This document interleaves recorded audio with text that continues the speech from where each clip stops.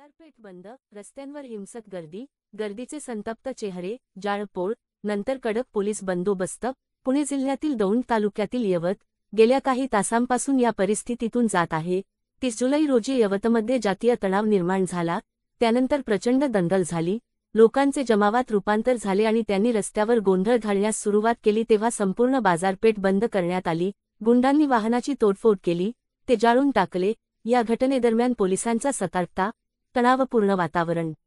या घटनेबाबत महाराष्ट्राचे मुख्यमंत्री देवेंद्र फडणवीस यांचे इशारा, कडकपणा आणि आवाहनात्मक विधान स्पष्ट करते की गुंडांना खपवून घेतले जाणार नाही.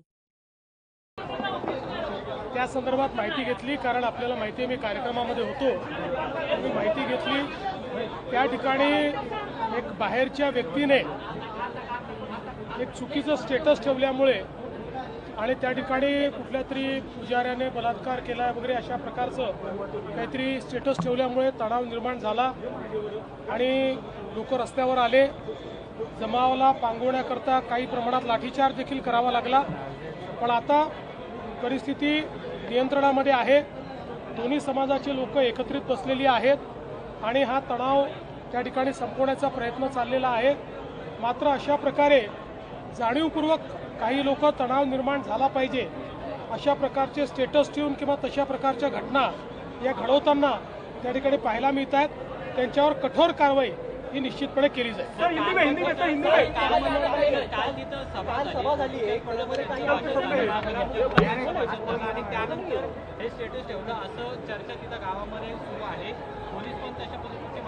असं आहे, मला एक सांगा की सभा झाल्यानंतर असं स्टेटस ठेवण्याची मुभा दिली आहे का कोणाला?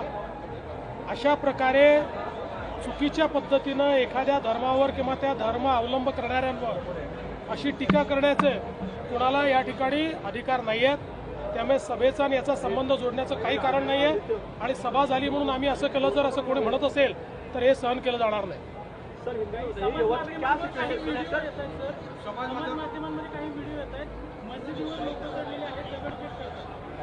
असं आहे की आता त्या ठिकाणी शांतता आहे.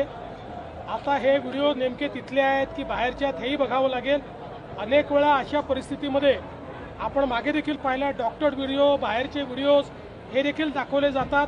प्रिसिपिटेट करण्याचा प्रयत्न केला जातो. त्यामुळे या सगळ्या गोष्टीची त्या ठिकाणी चौकशी केली जाते. आपण काय आवाहन कराल? माझं एकच आवाहन आहे की सगळ्यांनी शांतता ठेवली पाहिजे. कोणीही कायदा हातात घेऊ नका. कोणी जर बेकायदेशीर काम करत असेल तर पोलीस त्याच्यावर कारवाई करेल. कोणाला कायदा हातात घेण्याची आवश्यकता नाही.